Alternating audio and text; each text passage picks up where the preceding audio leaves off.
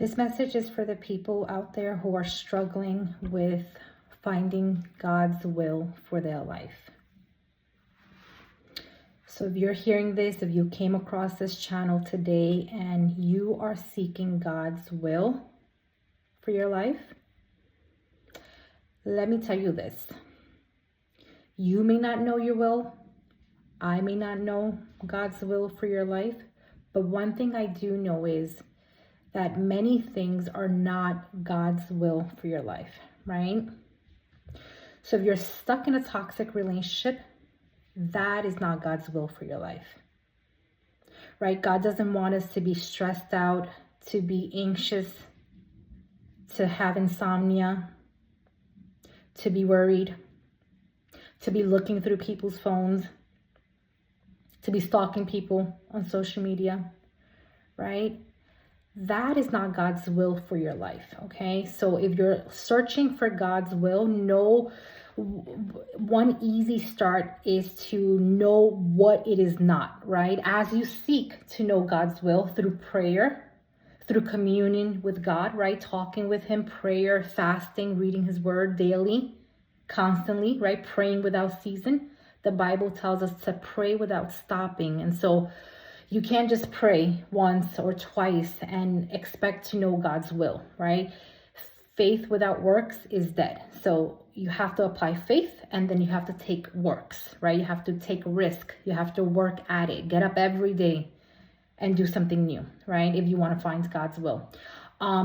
So yeah, you can't know God's will if you're stuck in an unhealthy environment. Like I tell my clients all the time, you will not heal if you remain in situations, in situationships, in jobs, and in homes that are constantly traumatizing you, right? You can't heal in an environment that constantly traumatizes you. You can't, right? That goes for my therapy clients, and that goes for my coaching clients.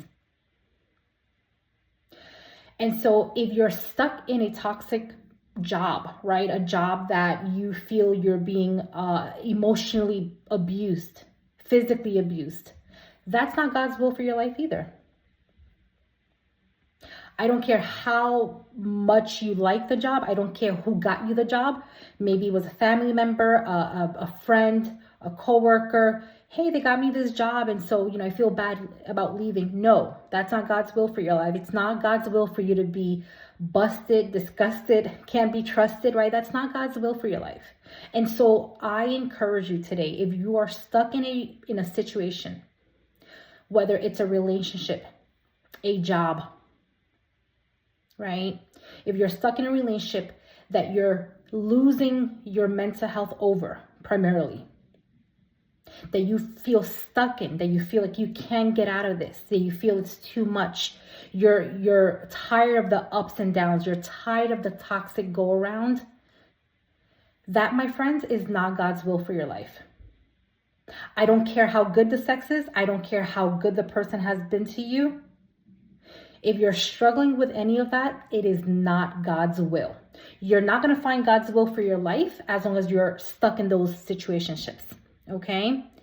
And so I encourage you, take a close look, examine your heart, ask God to examine your heart. Pray, God, examine my heart, take away all fear of the unknown, fear of I don't know what's coming next, fear of I'm going to be lonely, right? That's a big one that people have. Ask God to remove all fear. Fear is not of God, right? The Bible says that God has not given us a spirit of fear, but of power, of love, and a sound mind. Okay, in some translations it says self-control.